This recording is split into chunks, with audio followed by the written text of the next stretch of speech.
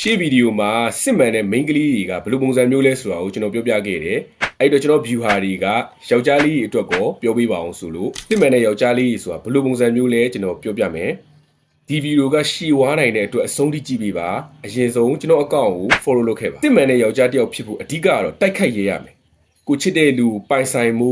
ကာကွယ်ဖို့စိတ်လုံခြုံမှုပေးဖို့အဲ့ main ကလေးတစ်ယောက်တည်းအပေါ်မှာပဲတစ္ဆာရှိဖို့ဒီလိုအချက်တွေလိုတယ်။ဘယ်သူမှပြောမပြတဲ့အချက်ကျွန်တော်ပြောပြမယ်။စစ်မှန်တဲ့ယောက်ျားတစ်ယောက်ကဘယ်တော့မှသူများစုံမကြိုက်ဘူးသူများစုံသူ့ရီးစားနဲ့ပြတ်ပါစေလို့ဆူတောင်းပြီးဘယ်တော့မှစောင့်မတွေ့ဘူး